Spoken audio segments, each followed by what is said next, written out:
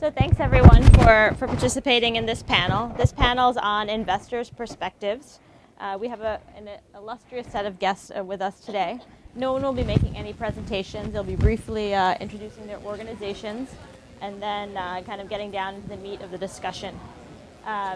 We have on our panel, we're going to order our discussion today from earliest stage to latest stage, just so that you have a perspective of if you're starting a new initiative, who to reach out to first, and then who to kind of reach out to as you grow larger and larger and more impactful over time.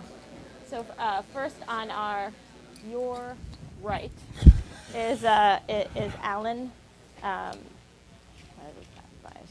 Feldbaum, who has kind of an impressive set of experience. Right now he's the director of the Americas at Low Carbon Enterprise Fund, a global program of the UK-based ERM Foundation, which was established in 2008 to address the issue of climate change by providing finance, technical and management support for low-carbon entrepreneurs.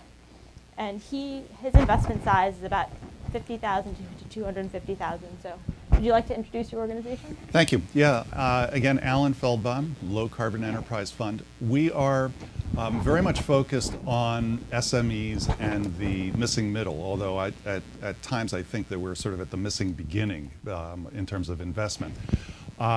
We look for very early stage entrepreneurs who do have a solid business model, some track record of revenues. It may well be in pilot stage, but at least there is some market recognition for the viability of the product or service. As our name implies, we are the Low Carbon Enterprise Fund, so we seek out investments with a low carbon solution to the provision of renewable energy or to a community social issue. So we have invested in companies that have residential solar panels. We have a company that is a community-based 500-watt wind power company and has installed actually the highest wind turbine in the world. We're in the Guinness Book of World Records for that, or I should say WindAid is in the Guinness Book of World Records for that. We also look at whether solutions provide a low-carbon alternative. So if it's a substitute for kerosene, for example, we'll consider it, as we have invested in a clean water technology in Indonesia, which substitutes for the boiling of water with kerosene. We are predominantly looking to invest debt.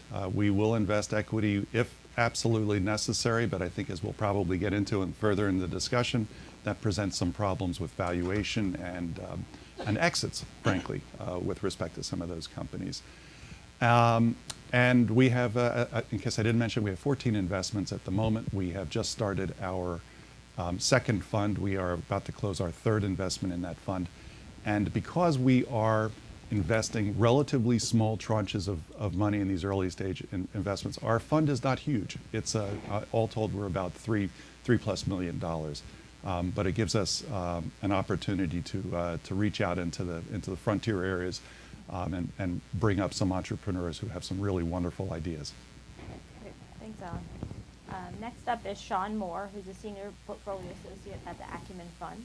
As many of you know, Acumen Fund is a nonprofit impact investor focused on early stage enterprises in developing countries. Sean is responsible for the energy and healthcare services portfolio. Great, thanks. So Acumen, we actually invest in 6 different sectors, energy being one of them. So energy is about 20% of our total portfolio. We've got about $13 million invested in, I think it's 12 approved investments right now. A lot of similarities actually to probably a lot of people on the panel here, but early stage enterprises looking mostly at equity, but also some debt as well. Investment size is in the range of anywhere from $250,000 up to $1 million, with potential for a follow-on investment in another round after that. And really, so the energy portfolio was started in 2007 with the mission of creating access to renewable energy, affordable renewable energy in off-grid communities. And so the 3 kind of subsectors are microgrids, solar home systems, and consumer products. And so as some examples, we are invested in D-Light Design, solar lanterns, M-Copa, which is distribution of solar home systems in Kenya, And then we have microhydro and biomass in India and Pakistan, investments there. And I think that's probably it. Great, thank you. Alex Bashian is a senior investment manager in invested development, as well as the managing director of the Impact Factoring Fund. His average investment size is about $500,000, 4% each asset. Right, thank you. Alex Bashian, good morning, with Invested Development. Invested Development, or ID as we like to call it, is an finance-first, tech-focused impact investment fund based out of Boston with a second office that I've been managing in Nairobi. We have a global presence, have invested somewhat geographic, with the geographic agnostic approach, although very targeted from a country and tech and sector standpoint. Have investments in India, Latin America, and Sub-Saharan Africa. We have some of the companies represented here. Energy is, clean energy, alternative energy is a focus of ours, high focus. We also look at mobile tech and just recently agriculture technologies. So we are a tech-focused fund. Look at both organic sort of tech creation in country, certainly with locally managed and run, owned and operated entities, companies, enterprises, but also look at tech transfers, so tech being developed in developed markets in the OECD economies and being transferred over either in the near term or in sort of a mid to long term type thinking. In addition to equity, the equity fund, which was initially run at a $10 million fund size, we just capped it and closed it at a $20 million assets under management for the first fund, for the equity. We're now looking also at raising and managing a working capital fund, venture debt type working capital fund for slightly later stage companies in the energy space and also in related impact and social enterprise segments. Thanks, Alex. And to your left is Christian Schattenmann, the CFO and COO of Bamboo Finance. Yeah, hi. So perhaps a quick overview of what Bamboo Finance is. So we started about 6 years ago, launching private equity private equity funds, investing in companies that provide essential service to low-income people. We come out of a microfinance background, so our founder Jean-Philippe Escrevel and some of us have worked with Blue Orchard before, or set up Blue Orchard and done debt financing, microfinance. But 6 years ago, we thought it was time actually to move to private equity because the market, not only in microfinance, was asking for private equity investors for these companies in low-income markets. We raised a private equity fund for microfinance, which has 195 million under management. Another one for all other sectors but microfinance, and we kept it very open, and that's the Oasis Fund, which is a multi-sector fund where we soon realized that there are a couple of main themes, and they're around energy, healthcare, education, and housing, and a little bit of agriculture. And it's a global fund, and now, given our experience with investments in energy, and we have done investments in for example, Greenlight Planet, and Radhika is here, and she will talk later. Also in Husk Power, together with Acumen, in Orb Energy, we did an investment also in Vida Gas, which is an LPG distribution company in Mozambique. So we have done some investments, and I've seen lots of companies.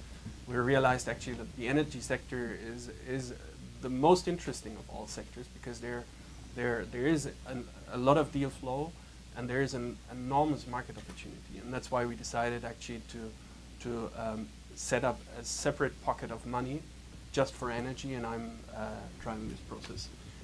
On average, we would probably be a little bit later in the stage compared to the other companies here. So what we say it's expansion stage. It's about 1 million to 5 million in the ticket size. Probably traditional finance people would call it venture growth. So it's really companies who have already proven their business model and need somehow money to scale up their operations. Great, thank you. So there's further information about all of our panelists in your folders in case you're curious about kind of more of their professional history, if that's an interest of yours. A lot of the moderated portion of this discussion will focus on structure. So everything from target investments of each of these funds to the process, as well as to the exit. So just kind of give you a sense of what this discussion will be about. And there'll be ample time for questions at the end, so please be noting them down. So it'd be great to kind of better understand for each of the kind of panelists here. We've spoken a little bit about the size and the stage, but kind of the rationale for the stage, the size, the asset class, and kind of the return expectations in turn. Well, let me, if that comes to me as the smallest in this group, I heard a very interesting perspective at SOCAP at the beginning of the month from Morgan Simon, who was at Omidyar Group, and then I think she went on to lead the Tonic Investor Network for a while. I'm not quite sure she's migrated on. I'm not quite sure what she's doing. But she had a great statement about early stage SME investment. She said, if you get your money back, that's 100% return. Or if you make 2% on your money, that's 102% return on your money. And I thought that just really sort of set the stage with about the perspective that early stage investors can bring. I'm not sure whether it's should, must, but there's certainly a number of us that do bring that perspective to the marketplace. We expect a return. We expect to get our money back. That's the basis. We are investors. But we do offer what our friends in the UK will call a concessional rate of return. We're not looking for a market rate of return because we do understand that the market conditions are very challenging. Often these are entrepreneurs for the first time. Some are serial entrepreneurs, which is great. But for the most part, they're dealing in a challenging marketplace, in an immature market with poor distribution networks. They are trying to create energy and a business in a place that is not terribly receptive to that business. That goes into all of our investment philosophy. So obviously we look at how strong the business plan is, how strong the entrepreneur is, whether they have proven their model, and whether they have the team in place to actually execute it. I'll start there.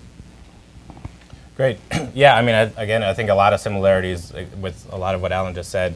And to maybe highlight a report back in 2012, Acumen partnered with Monitor Inclusive Markets, which did a big report, and out of that came this philosophy of blueprint to scale. And so basically 4 stages of an enterprise, going from blueprint to understanding the business plan, validate maybe a pilot project, prepare, so putting in systems in the company to get ready to scale, and then scale. And basically found that there was actually a pretty decent amount of capital at the blueprint stage for philanthropic funding to get a business plan out there to try very early stage. And then impact investors coming into the space were kind of more on the scale stage. So even the growth of early stage enterprises is still kind of too early for traditional venture capital. And so this idea of kind of this pioneer gap between prepare and validate stages of really a missing gap there of capital, of getting these enterprises past the pilot or past the blueprint pilot stage to a place where they can get scale capital. And so Acumen has kind of refined its thesis over the last year or so to really target that area. And to us, that's early stage investments that are kind of have a proven entrepreneur and management team, have some sort of market validation, a small pilot, and really trying to, again, help them work through the iterations to get them to a place to scale. And so investments are in there kind of anywhere from 200,000 to 600,000, and then maybe a second tranche of an equal value if they hit certain milestones. And then I think after that, we're also looking at some of the companies that have made that step to the scale phase, where we can contribute a larger amount of capital to help them grow and maybe attract some more commercially oriented capital. In terms of returns, yeah, I think the interesting thing, the way I think about it is, So Acumen started in 2001. I think there was a couple of years of what is impact investing, how do we put capital out there. We were doing some grants, and we did a lot of analysis. In 2005, we looked back, and we've approved about 75% of our capital since 2005. And so with our investment horizon, our basic thesis is that we can create financially sustainable enterprises in this sector, but it's going to take a lot longer time than traditional investment capital is willing to put in. So if traditional VC is 3 to 5, 6 years, we think the investment horizon is more 7 to 10, 11, 12 years. And so in 2013 now, 8 years from 2005, I think we're actually looking in the next hopefully year or two to actually have a legitimate equity exit that shows we took a company that was doing a new product or service in a market that didn't have distribution, didn't have infrastructure, help it grow, and then have an exit and really prove the model. So in terms of returns, I think we can all project out what the returns are and what we'd like to see. I think a core tenet of Acumen's philosophy is we really don't know what the returns are because there aren't developed markets as well as financial markets too. So who is going to take this out as a strategic or financial intermediary, what it may be. And so, but to the point, I think if we can get capital back, and we're certainly trying to structure these companies where we're putting equity, helping them become profitable, get a return on our investment, if we're getting more than our capital back, that's a much better return than zero if you're putting direct philanthropy. And so that's kind of the model of Acumen of how can we be a more efficient, better use of philanthropic capital because we're backed predominantly by philanthropic capital.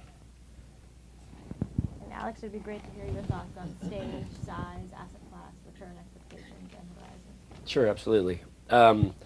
So I would say, I mean, we like to think of ourselves as fairly flexible and nimble investment operation. The energy space, which we look at quite closely, and the early stage investing space is fluid, is full of lots of dynamic and impressive entrepreneurs, and there's a lot of innovation. As I mentioned, we look at tech innovation, but in addition, innovations around distribution models, how access to finance and finance can be leveraged and embedded into new business models and business structures, and of course the dynamics of the region or the country-specific nature of the deals. So we try to respond to the market from the standpoint of size of investment in terms and structure. We're primarily an equity fund. We have done some debt, but we and we're also flexible on our amount of invested capital. Say in the mobile tech space, it's a bit different than in the alternative energy or clean energy space. So we do sort of respond to the needs of the enterprise at the stage they are and what their funding asks are or needs are for a 12 to 18 month kind of runway to help get the company from where they are with some traction to really a stable kind of higher growth trending model, something that we hopefully envisioned in the early days of the due diligence and looking at the companies to something that's replicable and scalable, at least within country, at the community or the village or the specific segment that they're targeting, or across country, so regional. So I would say from the standpoint of returns, they vary. I think there's a lot of chatter in the space right now about exits and expected returns and IRR, and I think it's difficult to pinpoint those when there hasn't been that much of a validation in the range of returns for at least the space that we're talking about.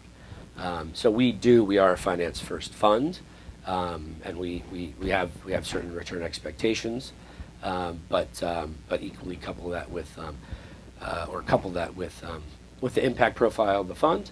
Energy is obviously a terrific example of being able to couple tech innovation opportunities for the BOP or the target consumer base and impact from employment or access to energy services and products.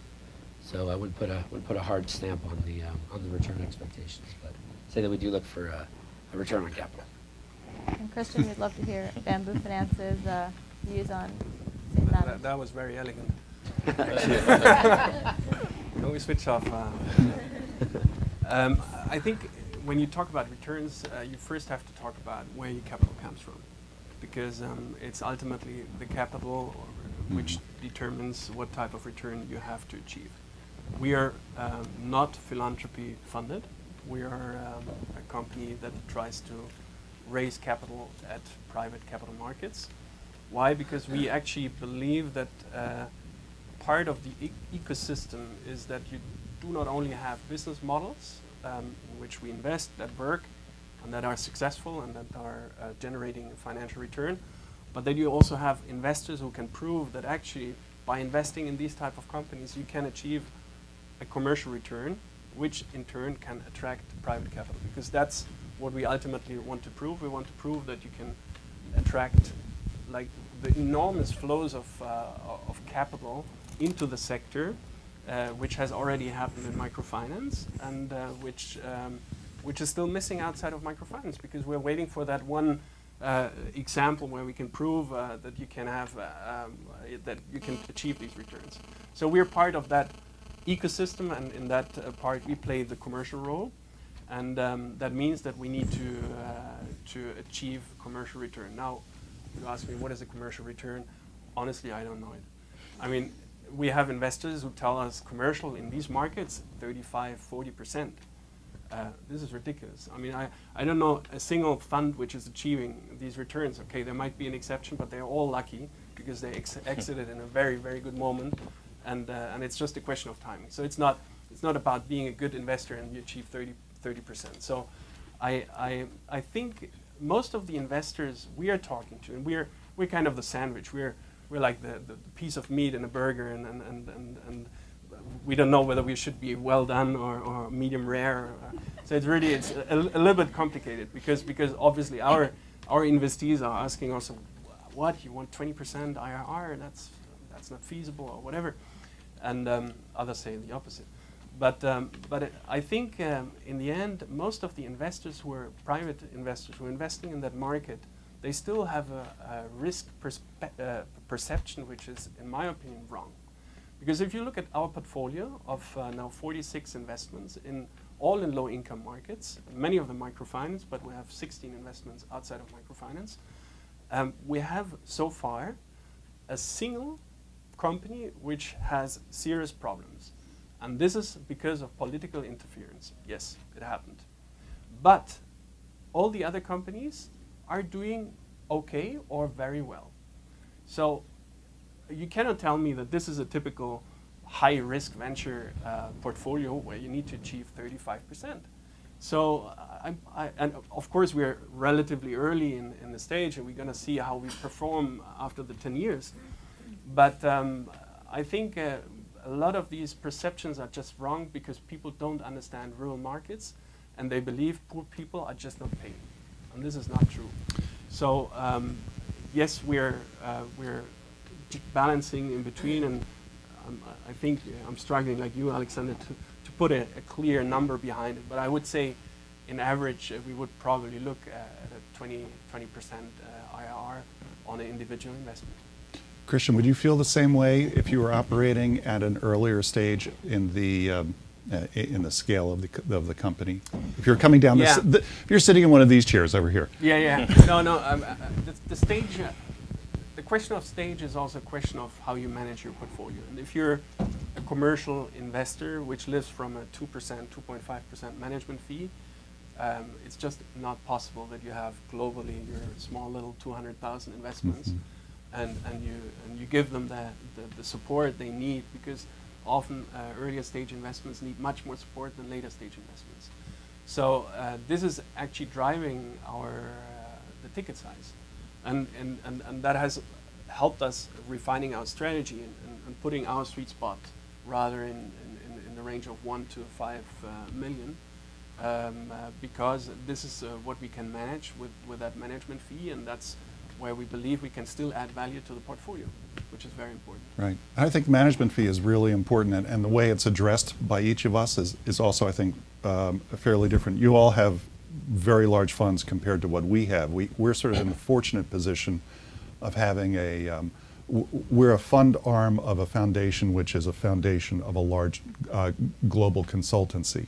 And so our management fees are all contributed, which is why we're able to disperse our funds without any real trauma to our ability to operate. If we were trying to operate a $3 million fund with management fees and with with people in London and Nairobi and here in the U.S., we'd be consuming our fund in that process. So I think we just have a unique platform, which gives us that ability. I think Alan touched on a really important point, both from an entrepreneur perspective as well as from a fund perspective. So for everyone in the audience, whether you are looking to raise money, or if you're looking for your enterprise, or if you're looking to set up a fund, the issue of incentives. So both kind of from putting on your investment manager hat and thinking about how you would keep an entrepreneur motivated by the way you structure your investments from a structural perspective, as well as how you ensure that your staff, or how either you or your managing partner ensures that you or your staff are well motivated and kind of amply resourced to do what you need to do. So do you want to elaborate a little bit more on that? Well, I think that goes to a combination of deal structure and the management support, the sort of hands-on time that we spend with our entrepreneurs, as Christian sort of alluded to. From deal structure, we actually have, because we are debt focused, even though we do a little bit of equity, the debt focus allows us to structure an exit into our relationship. And so whether that's a convertible loan where we have an opportunity to exit when another investor comes in, or it's at the end of the loan term itself, in a more traditional context, everybody knows where we stand. So we have that exit. Motivationally, we provide a lot of support because we are attached to a global consultancy with offices around the world. We can provide some additional marketing support. We can provide technical assistance support, some capacity building support, almost on a pro bono basis to these to firms. And so there's a lot of value added that we as a small investor can bring. In some respects, we punch a little bit above our weight, or we at least like to feel that we do. And I think that's a benefit to the entrepreneurs who are, again, this is a challenging environment for them. We're not just giving capital. We're giving capital, and we're providing some additional support in that mix. Yeah, and I think it sounded like there was two kind of questions there: incentives at the entrepreneur level, and then for people that are working at the investment firms about how you stay incentive depending on your management fee and financial return and all that. And so, I think at the entrepreneur level, so in terms of pure structuring, equity, the deal is structured in such that the management team and the entrepreneur has a stake in the business, so that they are incentivized to continue to grow the business, and that if there is an exit opportunity, that they will participate. And so we've always taken minority stakes in these enterprises. In terms of a debt investment, the fact that there is a repayment that's interest and principal due puts that incentive on to manage the business in such a way that you're creating profit and cash flow that can return the investment. I think the broader question too, and we've focused a lot on financial and structuring here, there's the piece of it is kind of impact too, right? Which is, I'm sure everyone in the room here has that hat on as well as about, and it's just been understated right now, about the mission of a lot of these enterprises and the funds are creating kind of social impact on the ground. And in the energy space, the spectrum of access to energy or more productive uses that come from that energy. And so in terms of, an Acumen or in these investors, I think that, the people that come work at these organizations, that work at the investees that we invest in, have that kind of dual mission ingrained in what they're trying to do. So impact and financial return. And so you can get away, or not get away, but there's the ability to not necessarily have to maximize financial return at all costs, because there's an added benefit, added incentive that people want to be able to count the number of units that get out to XYZ people in the households. And, at Acumen, we do a lot on the impact measurement side too. And so, this notion of the management fee is kind of interesting for us right now in our philanthropically backed capital. the management fee is kind of what impact are we showing to our donors so that they continue to fund us and think that what we're doing is having value and having social impact. And so we have to spend time and money and resources on assessing if someone actually has a D-Light design, a D-Light lantern, what does that actually mean? Do we know if they actually study more at night? Do we know if they actually replace kerosene, or are they using kerosene? Are the health benefits? And that sets off this kind of chain reaction of how do we measure impact? What's Acumen's role in doing that? What time and resources should we do that? And what are the other partners in the industry that are doing RCTs and various other studies that we can partner with to kind of understand that? Yeah, no, I mean, I agree with all these points. It's a really interesting subject and pretty sort of hot topic in the discussion of fund structure and performance-based fees and the space as a whole. The Kauffman Foundation put out an interesting piece on this, I think, last year on fund structure, looking at the private equity space as a whole. And I would say it kind of connects some of the dots between fund structure, engaging with enterprises and returns for investors. The structuring of the deals, mission alignment, working with entrepreneurs to reach sort of an agreement is part of your dealings as a fund, and is linked to the overall returns of the fund, and also on the other side what you should really be paid as a fund. And obviously the size of the funds require potentially sort of tweaking that. So at a smaller fund like ours, we've looked more at the operational and performance-based model of management fees, for instance. But that says a lot about how you do business and conduct business and engage and structure deals, and what your time horizon is for returns in working with the entrepreneurs and the companies you're investing in. And so they're intricately linked, certainly. Then sort of through the end of that, on the return side, equity's one thing, and that's a longer term, traditionally a longer term play, particularly in these markets. I think Sean was mentioning sort of that growth curve. It's a little, the expectations on the growth of the company are a little different than San Francisco. But so we're exploring now part of the what alternatives are out there for investors, and to provide capital to enterprises to help them grow and reach their stage of growth, and sort of package all that together. And one thing we found is a lack of nearer term sort of cash equivalent, cash investment type investing, which is why I think venture debt, which is what we're exploring, is an interesting segment of the space that certainly has some activity, but is less talked about sort of than venture capital or impact investing, which is more traditionally, I think, just thought of sort of as equity or certainly convertible notes or promissory notes of these likes. But the focus sort of on that exit, on the cash back to the investor, nearer term payments out, recognition of cash flows, how that links into the company, the success of the company, and then ultimately back to what you're being paid as a fund manager, I think is something that's being increasingly explored and is really an interesting dynamic of the space right now. Not really energy specific, but from a fun standpoint. Great, thanks, Alan. And Christian? Yeah, for us it's probably a little bit similar to Acumen. As a minority equity shareholder, we want to make sure that the promoters are incentivized, and they always have a significant, or a relatively significant, important stake in the company.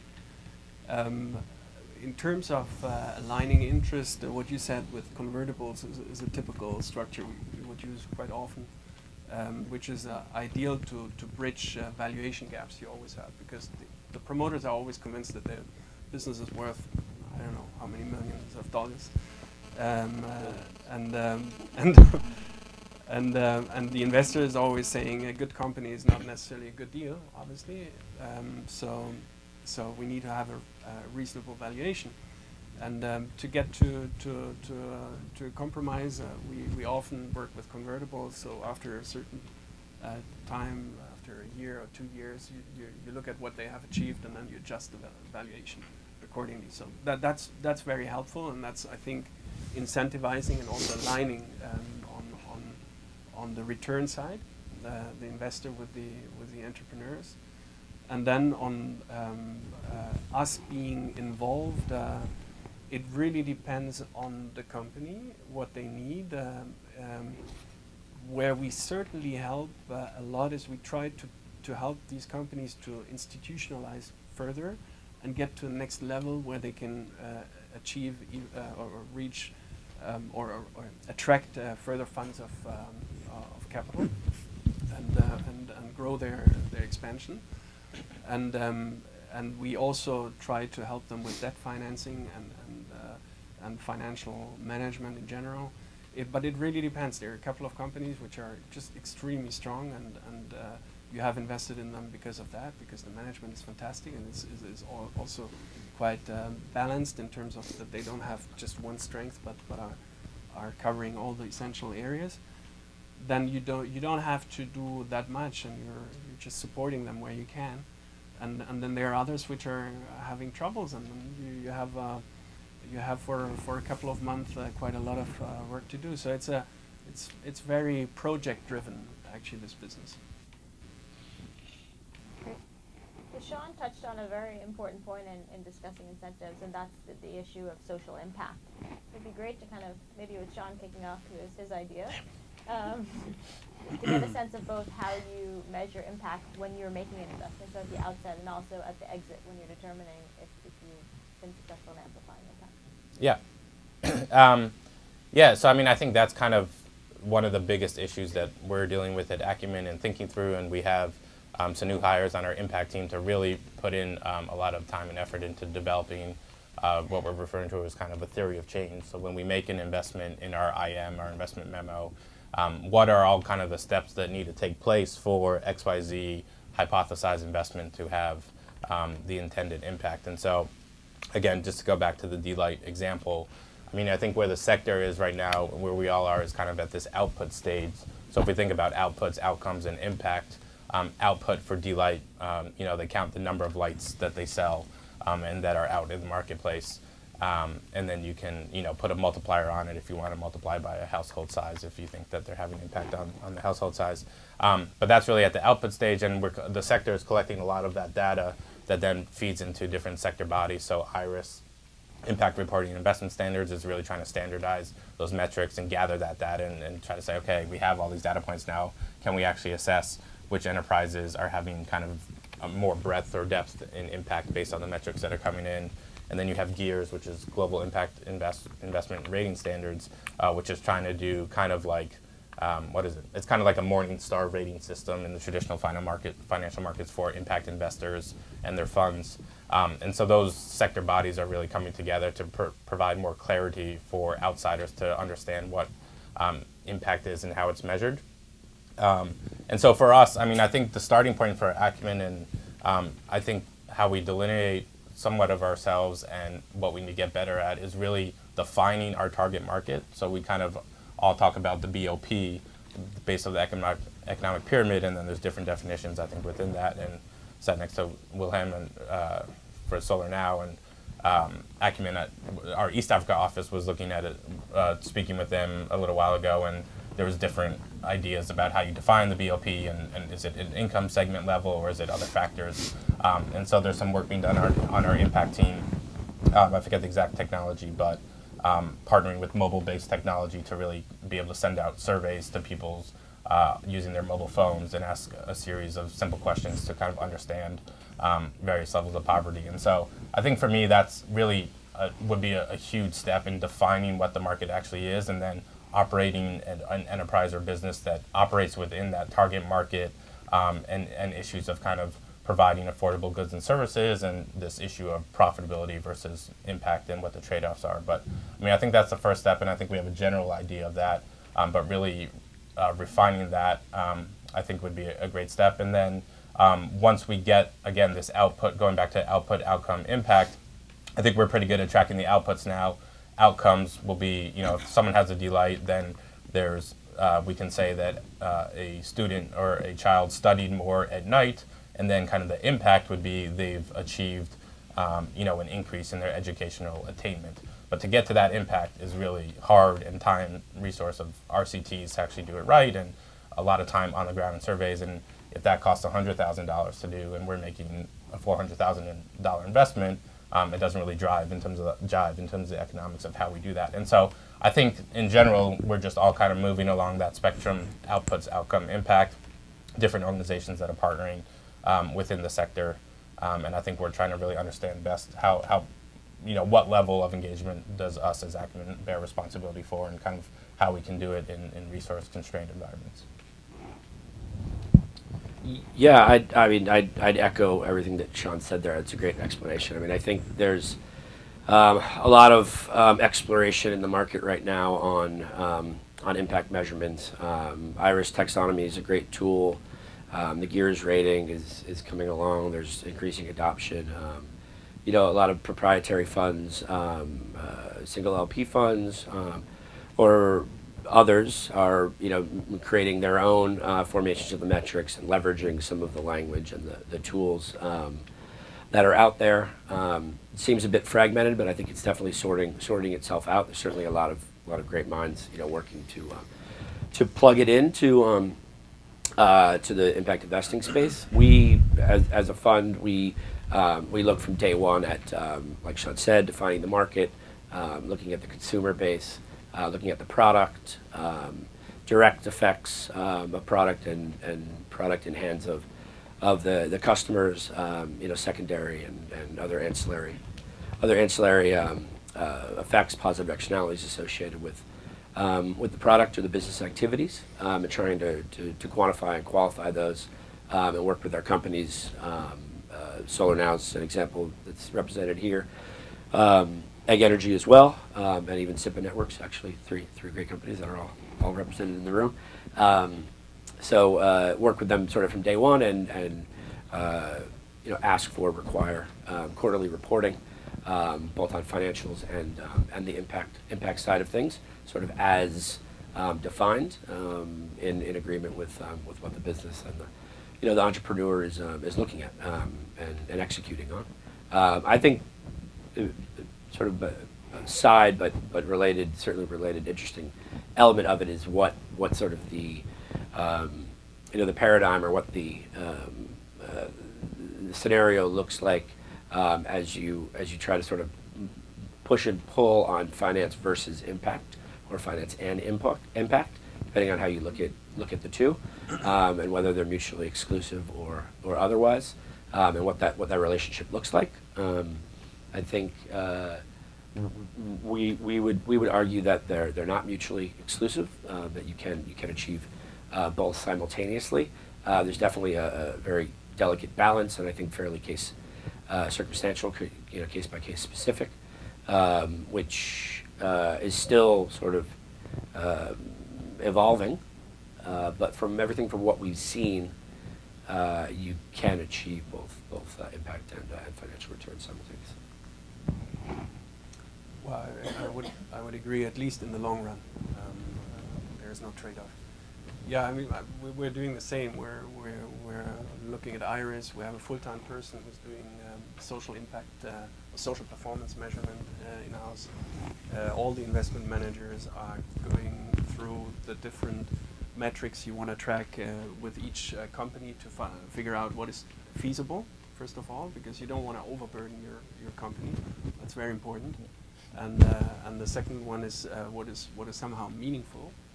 And then we collect it, and we're GEARS rated as a fund, and almost all of our portfolio companies are GEARS rated.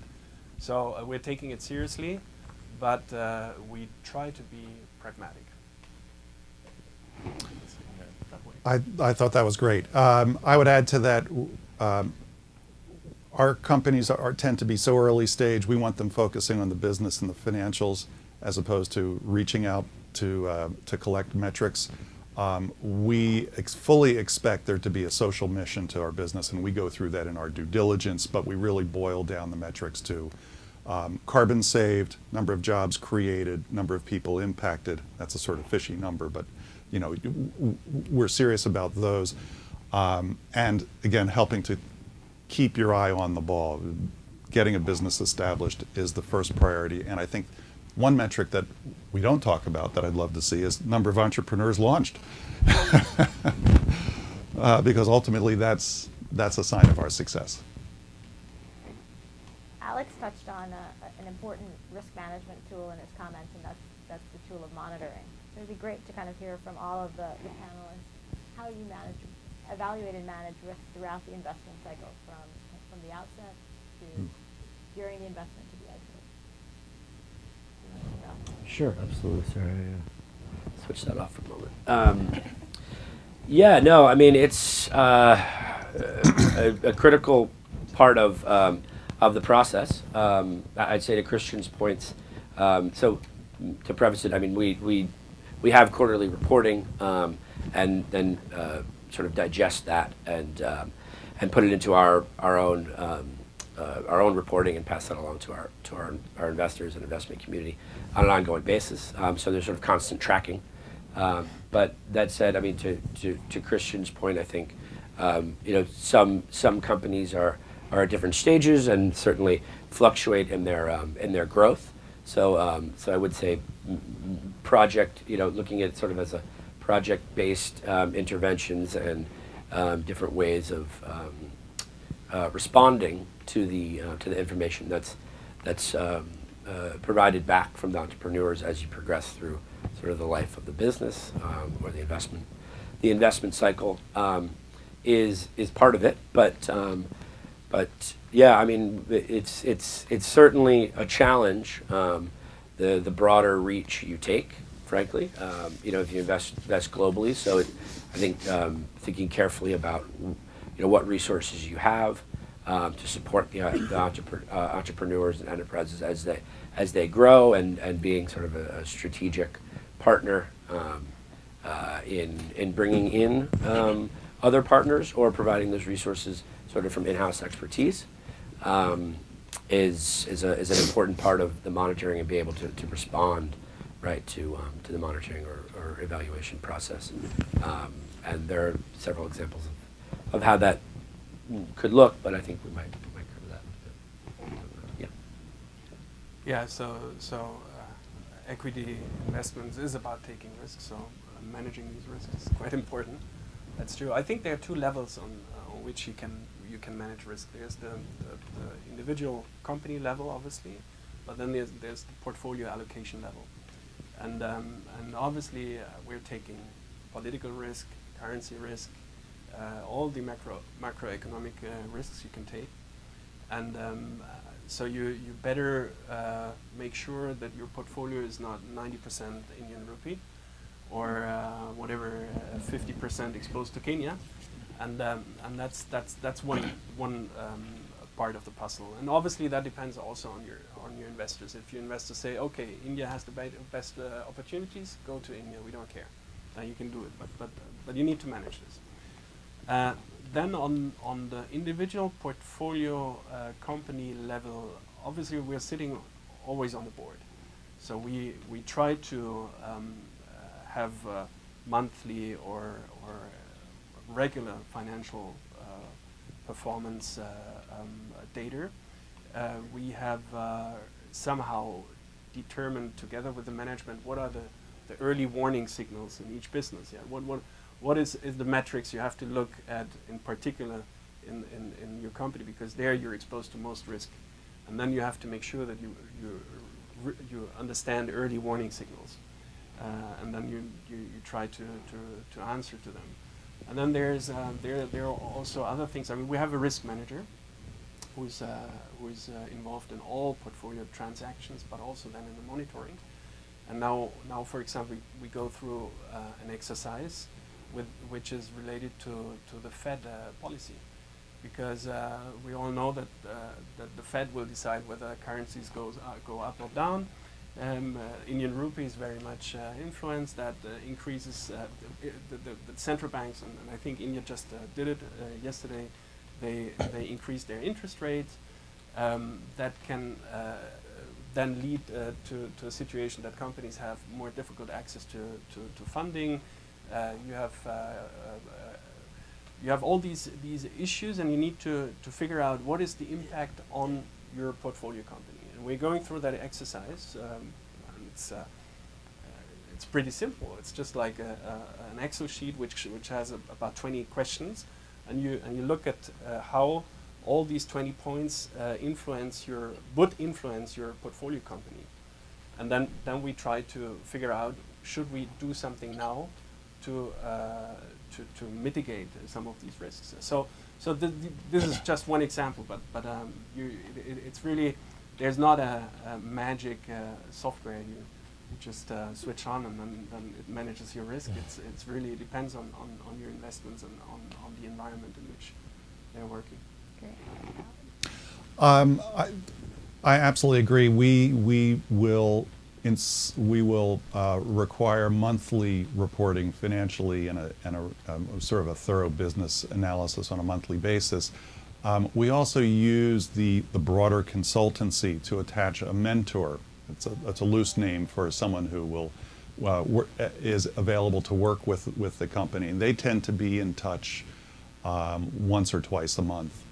And that provides us with both some technical assistance opportunities to our entrepreneurs, as well as a feedback mechanism to us, a control mechanism of reporting back. But let me take it down to the venture level for a second, and just say, going into a venture, we look at several different types of risk, which we think are critical to sustaining a venture. One is certainly the entrepreneur risk. Does the individual have a fire in the belly or stars in their eyes? We all are mission-based, so don't get me wrong when I say that. We all have stars in our eyes, but having the practicality underneath it to drive and survive through the business ups and downs is also very important. Technology risk. We tend not to take new technology risk. We tend to take technology risk for technologies that are out there, that are being assimilated into the local communities and local cultures, perhaps downscaled from broader commercial technologies into something that's more relevant for off-grid communities or smaller scale opportunities. Cultural risk, in terms of the cultural uptake of the product, is very important. Is there a marketplace for it? The best example I can give you is cook stoves, where you need to be locally relevant with your cook stoves in order to get the local families to adopt them. You certainly don't want the grandmother basically saying, "I never cooked that way," and quality, as was mentioned earlier, a quality assurance, making sure that the product distribution, the product quality is right, and that there's servicing available for the product, I think, are also sort of important risk elements involved. And the last one is distribution. Getting these things to market, getting our products to market, is really challenging. And that's probably the largest breakdown that I see in our products, which are basically technology-based, is the distribution models. And one break in that link in the system, whether it's the MFI, something in the offices of the MFI, goes a little bit asunder and sales didn't happen that month, the whole system breaks down. So the distribution models, I think, are also very, very important. Yeah, I think that's a great point. I think distribution is one of the challenges we see across portfolios in all different sectors, about really the challenge in getting the product out to the end client. And I think I'd echo a lot on the monitoring systems and how how Acumen monitors the risk. So I think to add a little bit maybe more on the risk mitigation side, I think there's been a call now amongst investees and within the sector, with a lot of new impact funds coming in, for technical assistance. And so for investors to be able to differentiate themselves from other investors of, okay, if I take you on as an investor, what do you provide besides capital? And so what kind of technical assistance you provide? And so and I'll use this as a good way to pay back DCA for their nice words earlier. But so in terms of Acumen, in 2012, we did a partnership with DCA at USAID, which was basically an umbrella guarantee program for Acumen Fund investees, that they would guarantee loans from third-party lenders into Acumen Fund investees. And actually, Mark Nairn from Deutsche Bank is here, and him and his team were really great. D-Light Design in our energy portfolio was our first company to receive a loan from the Deutsche Bank with a USAID loan guarantee. And that Don Tice, who's the CEO of D-Light, has said that's been one of the best things that an investor has provided for him. So I'm sorry, it sounds like I'm bragging a little bit, but I guess I am. Yeah, I guess not, right? I'm on camera. Why not? But that was a tangible kind of TA ad that we can give to our investees that historically, along with distribution on the financing side, one of the biggest problems is working capital and how they get access to it, because local banks aren't willing to finance. Or if they are, they're charging exorbitant rates, which make it not practical anyway.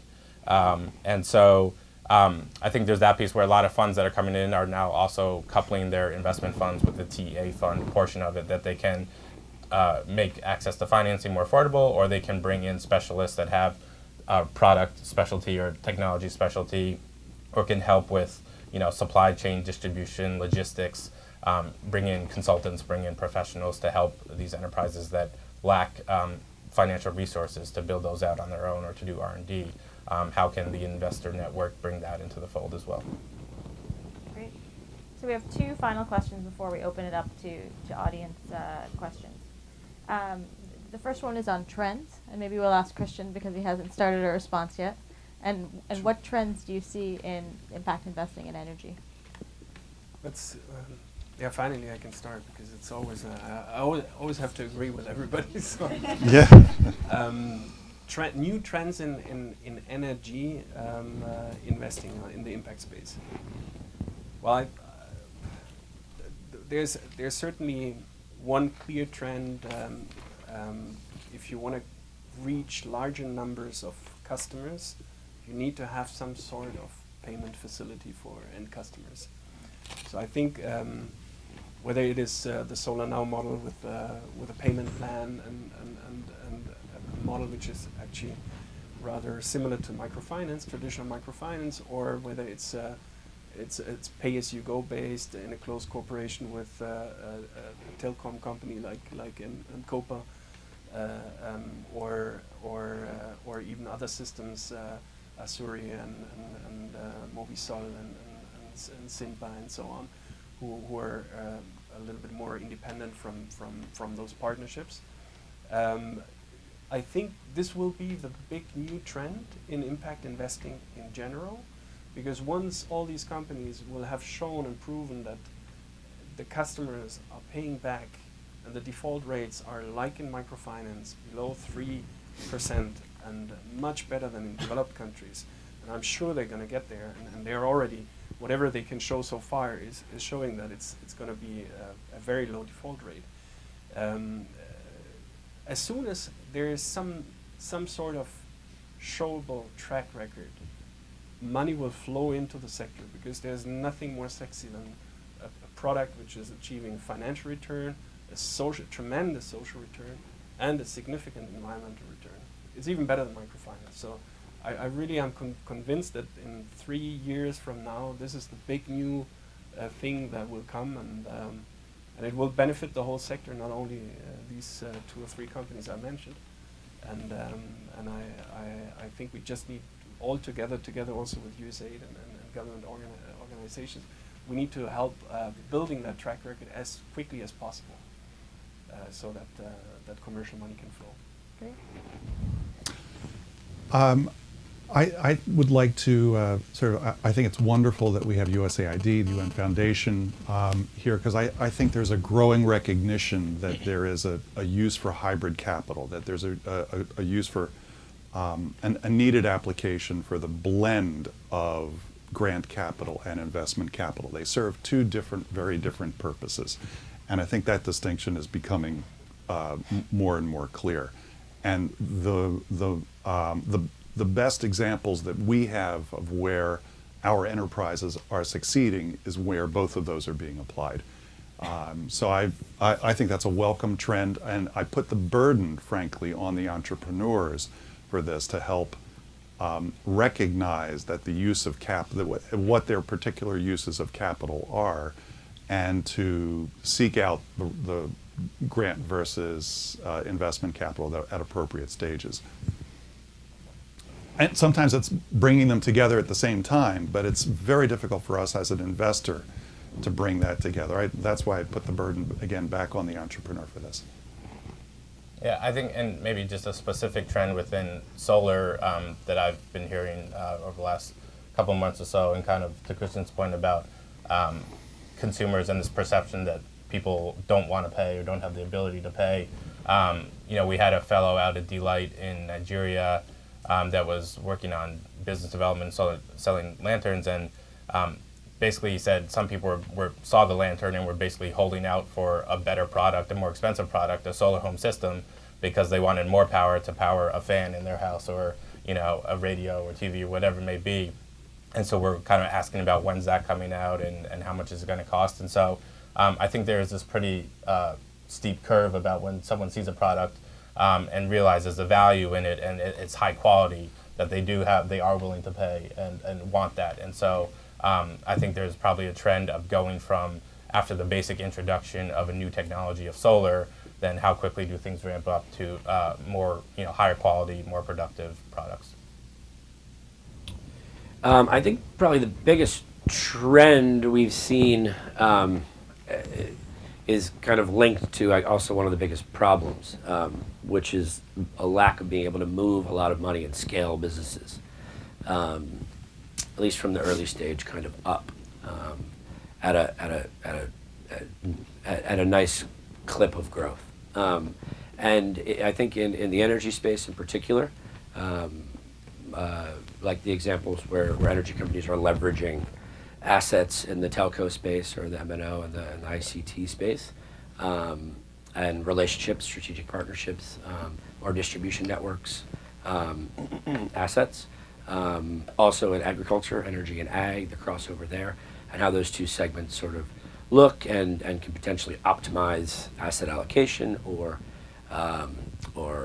create strategic partnerships and grow the business in a slightly different way, to even just simple things like doing distribution right, and leveraging access to finance or partnerships, like the Solar Aid and USAID example that's been mentioned here, which I think is a great story and was a huge part of, an important part of the opportunity as we looked at it, and the potential for the company to leverage access to finance to more successfully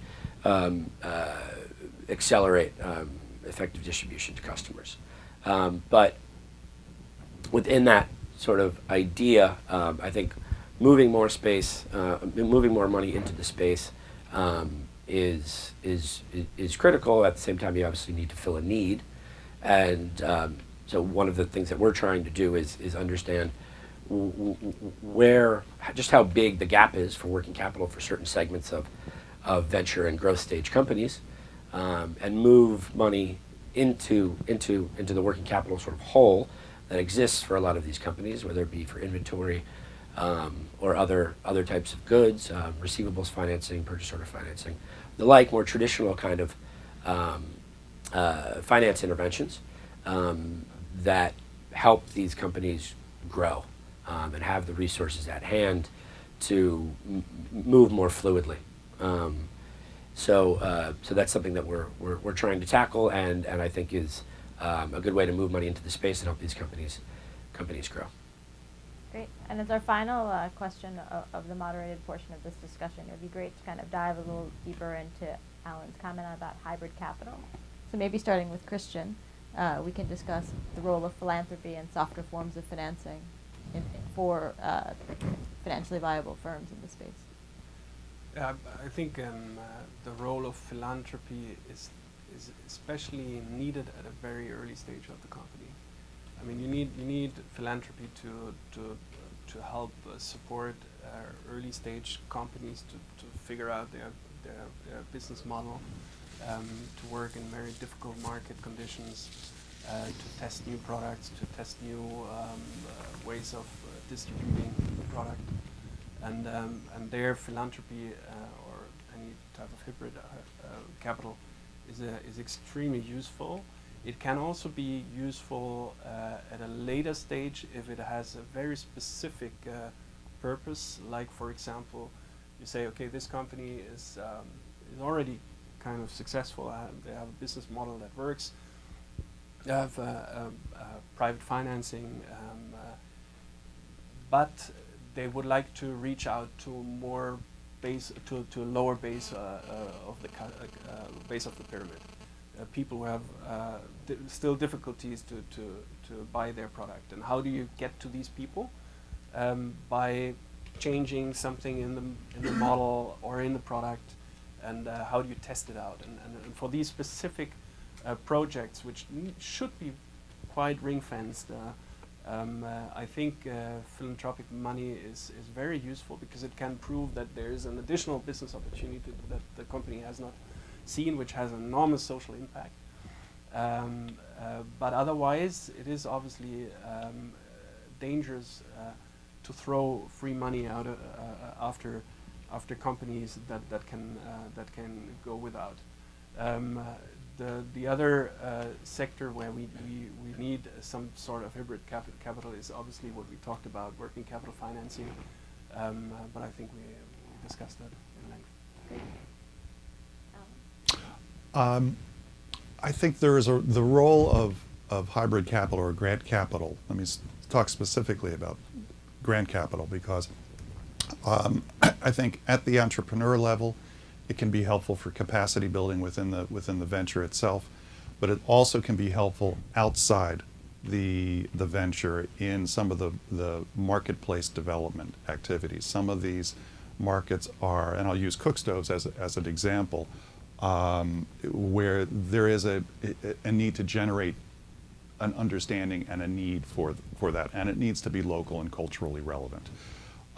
So market development, perhaps some support in the distribution value chain is also important. So I think there's a lot of things that are outside the control of the entrepreneurs that we're trying to encourage with investment capital that we could use and apply grant capital to develop. That gives us the field to run on, basically.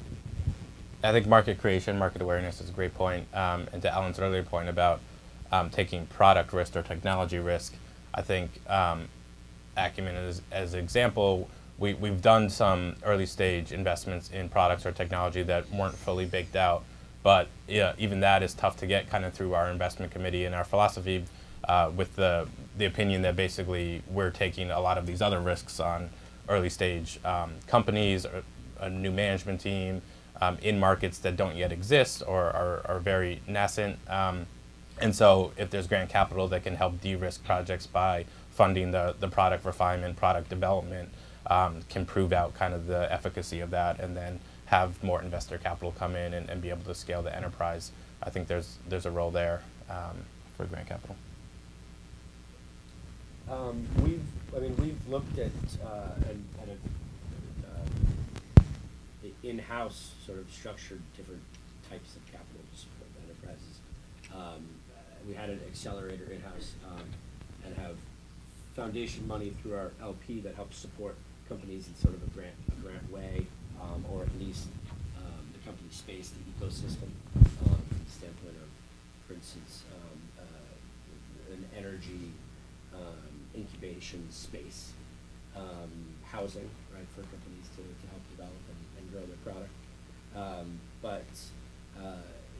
I think there's a lot of room for organizations that are focused on capacity building, have elements of technical assistance, or separate organizations that provide technical assistance to couple with, with equity investors, with private investors and entrepreneurs, sort of bundle, right, these products, to bundle the offerings into sort of a more cohesive, comprehensive product, or at least providence for the enterprise to grow. I mean, working with the likes of guarantee funds and development organizations, DFIs, you know, the USAID and the Open to the World, who are coming up with innovative strategies to help support and intervene in certain levels, providing certain types of finance, are increasingly, I think, helpful to incentivize more money to come into the space for private investors, impact investors to come up with ways to support the company. And I would say from the standpoint of investor products, structuring of vehicles for investors, there's a lot of exploration, I think, in quasi-equity type structures, revenue-based financing, you know, royalty type structures that kind of fall in between two worlds right now that can be particularly attractive to outsiders who might have certain preferences or might not feel comfortable in sort of either space, when there's a great opportunity for providing innovative vehicles for investors as well. Great. And do we have questions from our audience?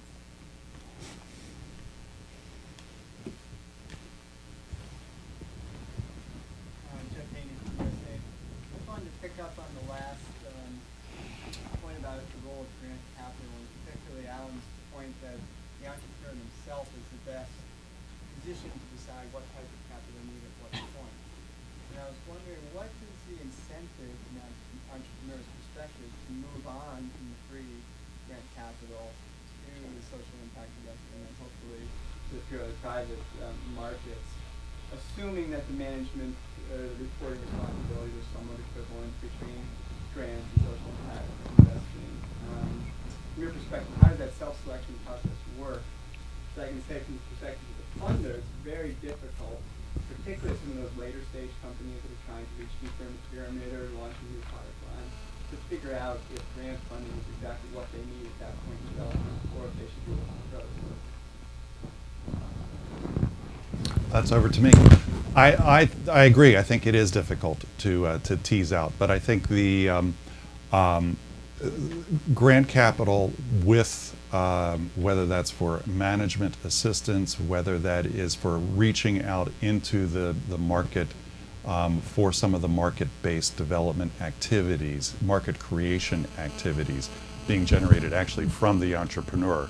That seems to us to be one of the hallmarks of where grant capital is necessary, as opposed to for standard working capital or for inventory creation or for building their plant.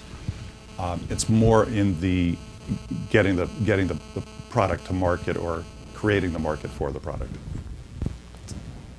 Does anyone else want to address that one? It's a great question. Yeah, no, I mean, I would just add, I guess, that I mean, grant capital can be very useful for, I think, specific purposes.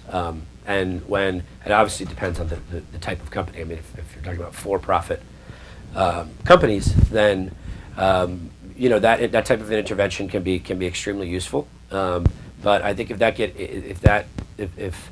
that sort of overtakes the business model in some way, then it can begin to conflict, I think, with some of the longer term sort of for-profit goals.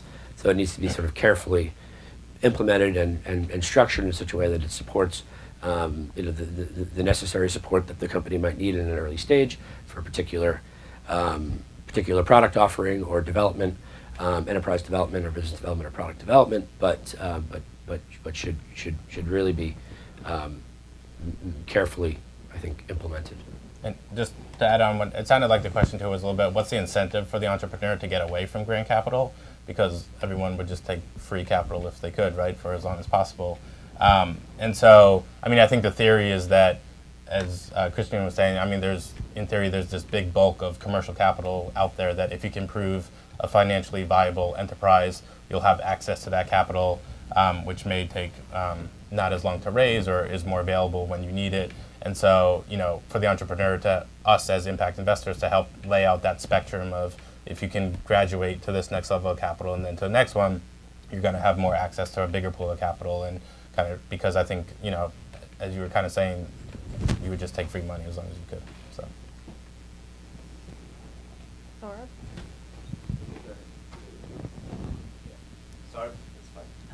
Gaurav from Milap. We create a big crowdfund, a low-cost capital for microfinance. So my question is again on the hybrid capital piece, right? I find that debt is very, very hard to raise, especially low-cost debt. If you look at philanthropic money available, there's a bunch of organizations which are providing donor grant capital, and of course there's a huge bunch of organizations which are providing equity investments. But when you try to look at financial institutions which are providing low-cost debt, that segment is very, very numbered. And in my limited experience of raising low-cost debt, because that's what we do for a living, I have been in situations where people have said that I'm happy to give you a $100,000 grant, and where we tell them that don't give us $100,000 grant where you don't get that money back. Give us a $500K returnable loan, with a principal only return, but we have got that it doesn't work out for us. And at the same time, we have approached banks which say that we are ready to give you a grant, but when we say why don't you give us a larger amount as a loan, there is no structure in which they said we can give you a 0% loan. So is it because of the structure is not in place, or is it a mental thing that we don't understand philanthropic loan? I'm going to start, and I'm going to pass it to my colleague on the right, because his firm was involved in the study that described the pioneer gap, and I think that's really what you're describing, which is that there's a gap in the debt market for financing early stage entrepreneurs. There are only several handfuls of firms like ours that are operating around the world in this marketplace, and I do think that that's part of the gap. Yeah, so I think that's right.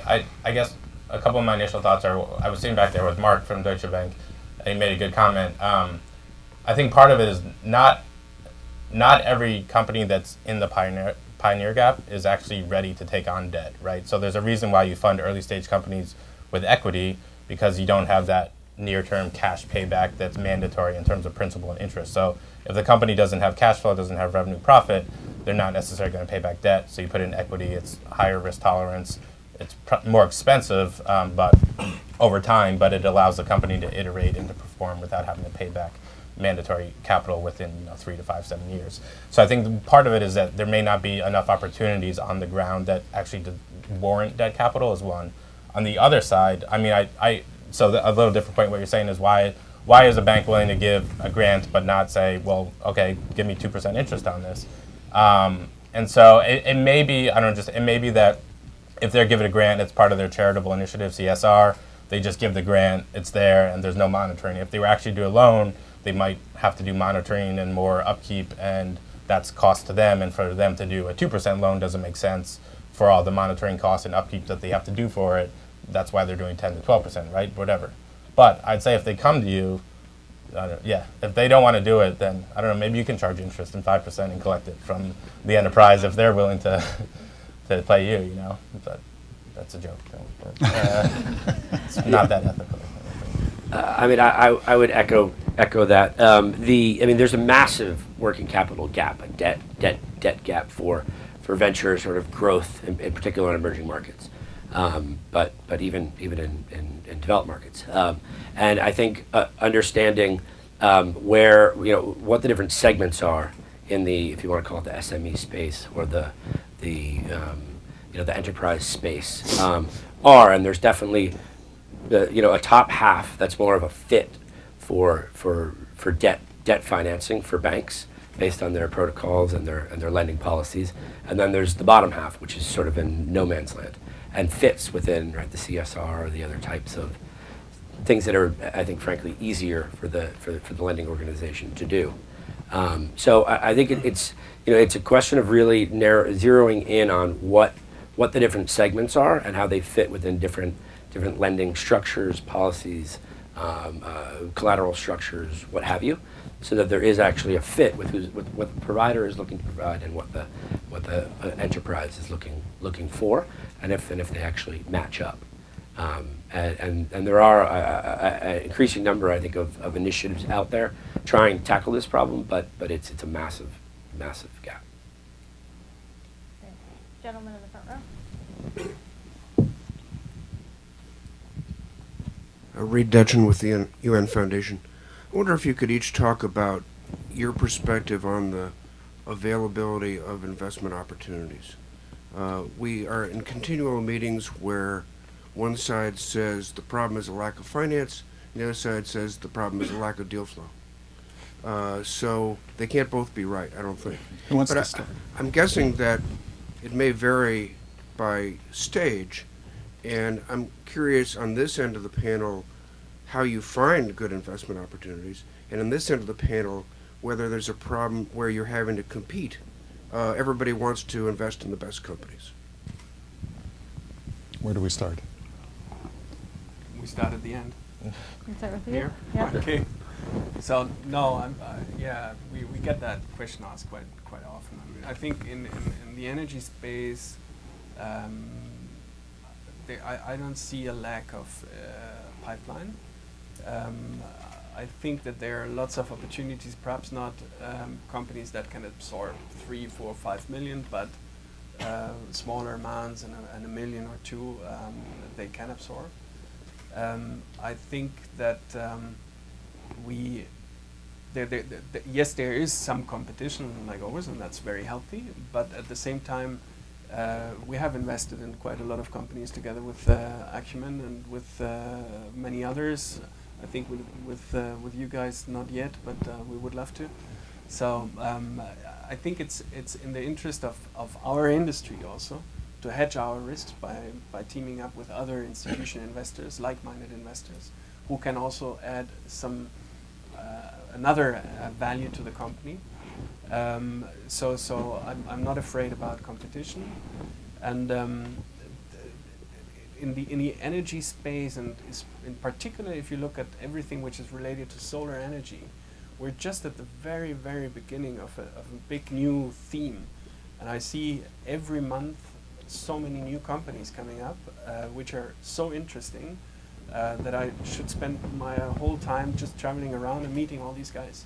And they might still have revenue of 200,000, 300,000, but they're growing quickly, and the opportunities are just so big that I believe that deal flow is not the problem of the next 2, 3, 4 years. The opposite, I think there will be enough deal flow, and we need to make sure that we raise equity capital. Everybody says that is the problem. I think equity is also the problem, because in our current markets, it's extremely difficult to raise equity.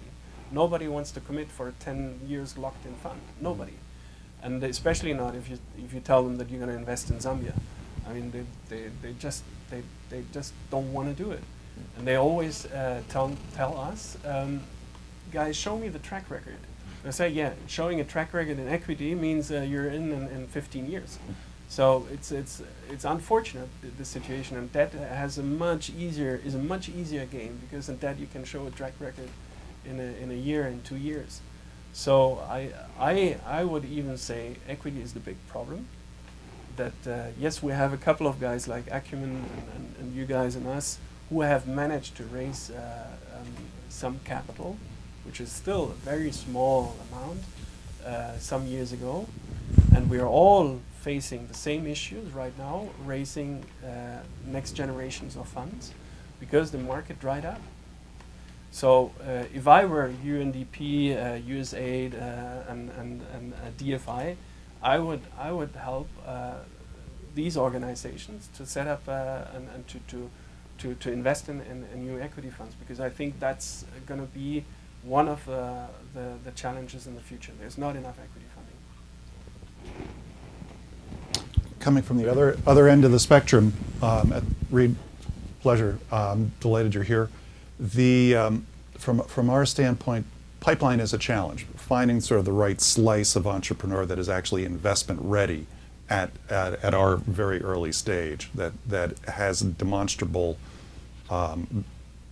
months of revenue and enough stability to take on investment finance is a bit challenging.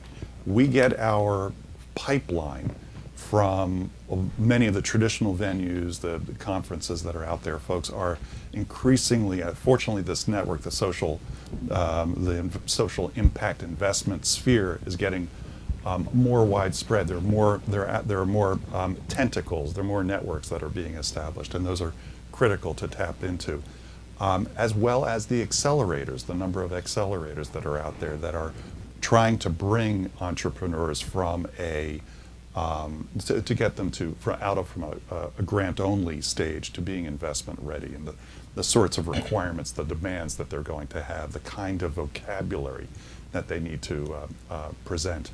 I think those are important vehicles right now that are help us to find pipeline. And then the colleagues in this, everybody knows what space we occupy, and even though there is competition, there's an awful lot of sharing that goes on within the community. Here's someone that we're not interested in, you may want to take a look at. So I think those are from our standpoint, those are the main sources of pipeline. We have time for one last question. It goes to Louise. Sorry.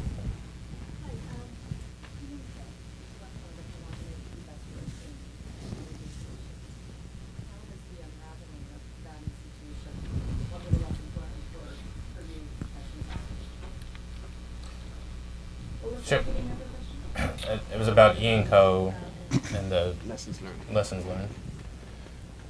Yeah, we were actually pretty fortunate. We had the guys who are taking over E&Co, Persistent Energy Partners, is the new entity that has sold off some of the assets and then kept some of the assets, and have been able to have a couple conversations with them, and they've been great about really just being transparent and lessons learned. And so it was really interesting, and especially for Acumen too, as we are structured as a nonprofit but doing for-profit investments, some similarities there. And so, it seemed that there was actually a lot of solid assets in the portfolio that had the ability to pay but just weren't paying.